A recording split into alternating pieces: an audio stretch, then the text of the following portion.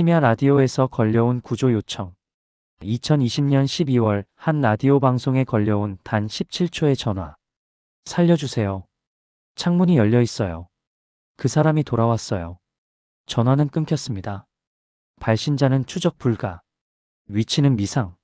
하지만 녹음 파일 속에는 단서가 숨어 있었습니다. 바람 소리, 금속 회전음, 그리고 규칙적인 기계음. 경찰은 깨달았습니다. 지금 이 순간 누군가가 죽음의 문턱에서 마지막 신호를 보내고 있다는 것을. 시간은 흐르고 있었습니다. 그리고 범인은 이미 돌아오고 있었습니다. 2020년 12월 17일 새벽 1시 43분. 심야 라디오 프로그램 밤을 건너는 목소리가 생방송 중이었습니다. DJ는 평소처럼 청취자들의 사연을 읽고 있었고 스튜디오에는 고요한 정막만이 흐르고 있었습니다. 그때 갑자기 전화 신호음이 울렸습니다. 네, 연결되었습니다. 말씀하세요. DJ의 목소리가 마이크를 타고 전파를 탔습니다. 하지만 몇 초 동안 아무런 대답이 없었습니다. 단지 낮고 떨리는 숨소리만이 들렸을 뿐입니다. 그리고 이어진 목소리. 살려주세요. 여성의 목소리였습니다. 공포에 질린 절박한 목소리. DJ와 작가는 순간 얼어붙었습니다. 장난 전화일까요? 아니면.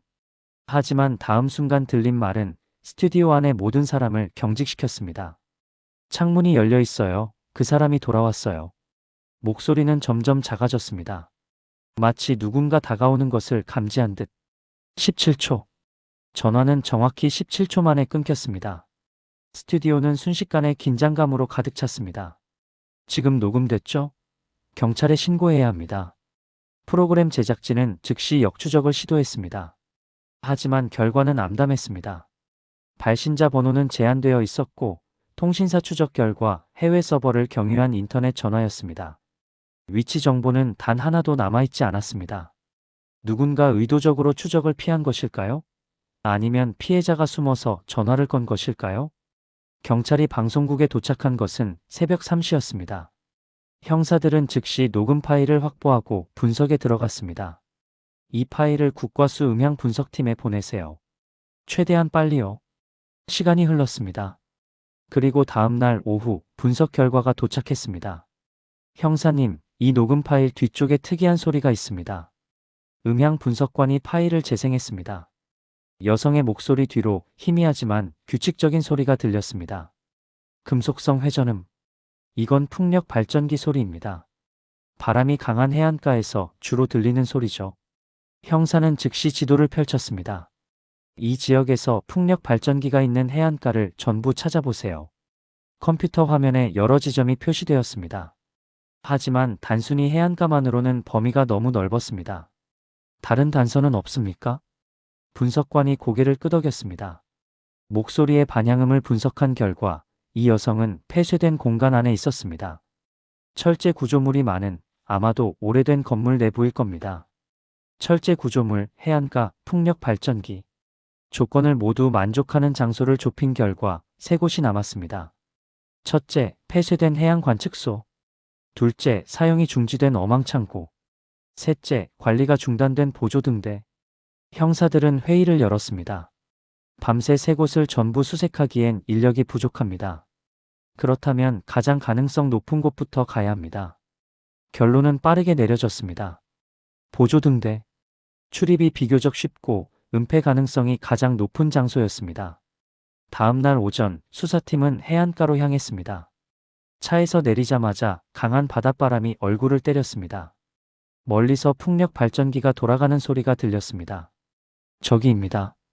등대는 해안 절벽 끝에 외롭게 서 있었습니다. 낡은 철제 구조물, 깨진 유리창, 녹슨 난간. 오래전부터 방치된 것이 분명했습니다. 형사들이 입구로 다가갔습니다. 그런데 이상했습니다.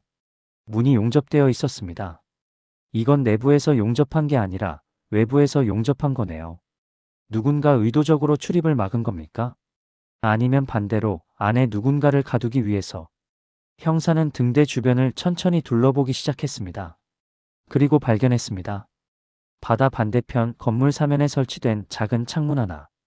밖에서는 잘 보이지 않는 위치였습니다. 저 창문, 크기가 어떻게 됩니까? 작은 체구라면 충분히 드나들 수 있을 것 같습니다. 형사는 직감했습니다. 누군가 이곳을 은신처로 사용하고 있다고. 그리고 그 누군가는 지금도 이 안에 있을지 모른다고. 수사는 계속되었습니다. 하지만 등대 내부로 진입하기 위해서는 영장이 필요했습니다. 시간이 흘렀습니다. 그리고 사흘 뒤 12월 20일 새벽, 같은 라디오 프로그램에 다시 전화가 걸려왔습니다. 제발, 빨리요. 제가, 여기, 같은 여성의 목소리였습니다.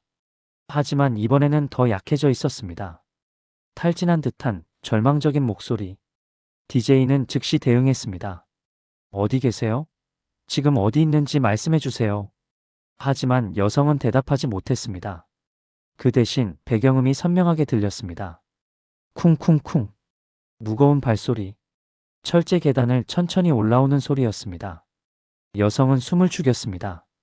그리고 마지막으로 떨리는 목소리로 말했습니다. 열쇠. 위에. 전화는 끊겼습니다. 방송국은 즉시 경찰에 연락했고 형사들은 곧장 등대로 출동했습니다. 열쇠가 위에 있다는 게 무슨 뜻일까요? 입구 위쪽을 수색해 봅시다. 형사들은 등대 입구 상단을 샅샅이 뒤졌습니다. 그리고 발견했습니다. 조명 캐비닛 틈, 먼지 쌓인 금속 선반 위에 녹슨 열쇠 하나가 놓여 있었습니다. 이게 진짜 열쇠였습니까? 형사는 조심스럽게 열쇠를 집어들었습니다. 그리고 용접된 줄 알았던 문 옆, 숨겨진 자물쇠 구멍에 열쇠를 꽂았습니다. 찰칵. 문이 열렸습니다. 문이 천천히 열리면서 내부에서 퀴퀴한 냄새가 흘러나왔습니다. 먼지, 녹, 그리고 습한 바닷바람의 냄새. 형사들은 손전등을 켜고 내부로 진입했습니다. 경찰입니다. 누구 계십니까? 대답은 없었습니다. 단지 바람 소리와 금속이 삐걱거리는 소리만이 들렸습니다. 형사들은 계단을 올라가기 시작했습니다. 삐걱, 삐걱. 낡은 철제 계단이 비명을 지르듯 소리를 냈습니다. 1층, 2층, 그리고 2층 구석, 어둠 속에서 무언가가 보였습니다. 저기, 손전등 불빛이 비춘 곳에 한 여성이 웅크리고 있었습니다. 손발이 묶여 있었고 입에는 테이프가 붙어 있었습니다. 괜찮습니까? 우리는 경찰입니다. 형사가 급히 다가가 테이프를 떼어냈습니다. 여성은 숨을 헐떡이며 울음을 터뜨렸습니다. 살려주세요. 제발. 이제 안전합니다. 구급차가 오고 있습니다. 여성의 신원은 곧 확인되었습니다. 서민아, 27세. 3주 전 실종 신고가 접수되었던 인물이었습니다. 그녀는 극심한 탈수와 영양실조 상태였지만 생명에는 지장이 없었습니다. 서민아는 병원으로 이송되었고 형사들은 등대 내부를 정밀 수색하기 시작했습니다. 그리고 벽에 걸린 오래된 액자 하나를 발견했습니다. 사진 속에는 한 남자와 어린 소녀가 함께 웃고 있었습니다. 등대 앞에서 찍은 사진이었습니다. 이 사람이 누구죠? 등대 관리인이었던 정철우입니다. 52세, 15년 전 사고로 딸을 잃었다고 기록되어 있습니다. 딸을? 네, 당시 12세였던 딸이 등대 계단에서 추락해 사망했습니다. 이후 정철우는 정신적 충격으로 등대 관리를 그만두고 행방불명되었다고 합니다. 형사는 사진 속 소녀를 자세히 들여다보았습니다. 그리고 깨달았습니다. 얼굴 윤곽, 눈매, 머리 모양. 서민아와 놀랍도록 닮아 있었습니다. 설마. 병원에서 회복 중이던 서민아는 떨리는 목소리로 진술했습니다. 그 사람은 저를 자기 딸이라고 불렀어요. 딸이라고요? 네. 처음엔 길을 물어보는 줄 알았어요. 그런데 갑자기 제 팔을 붙잡고 차에 태웠어요. 그리고 계속 수진아, 이제 집에 가자. 아빠가 기다렸어. 라고 말했어요. 수진. 정철호의 딸 이름이었습니다. 그는 저를 등대로 데려갔어요. 그리고 문을 잠갔어요. 밖에서 나갈 수 없게. 서민아는 3주 동안 등대에 감금되어 있었습니다. 정철호는 매일 음식을 가져왔고 딸처럼 대했습니다. 도망치려고 했어요. 하지만 문은 잠겨 있었고 창문은 너무 높았어요. 그러다가 1층 창문 틈에서 약한 와이파이 신호를 발견했어요. 그녀는 오래된 스마트폰을 발견했고 인터넷 전화 기능을 이용해 라디오, 방송국에 구조 신호를 보낸 것이었습니다. 왜 하필 라디오 방송국이었습니까? 110이나 119는 위치를 물어봐요. 저는 여기가 어딘지 몰랐어요. 하지만 라디오는 그냥 들어주잖아요. 그녀의 판단은 옳았습니다. 정철우는 등대 인근 바위 틈에 숨어 있다가 체포되었습니다. 그는 저항하지 않았습니다. 단지 조용히 공허한 눈빛으로 형사들을 바라볼 뿐이었습니다. 왜 그랬습니까? 왜 그 여성을 가뒀습니까? 정철우는 한참 동안 침묵했습니다. 그리고 천천히 입을 열었습니다. 닮았어요.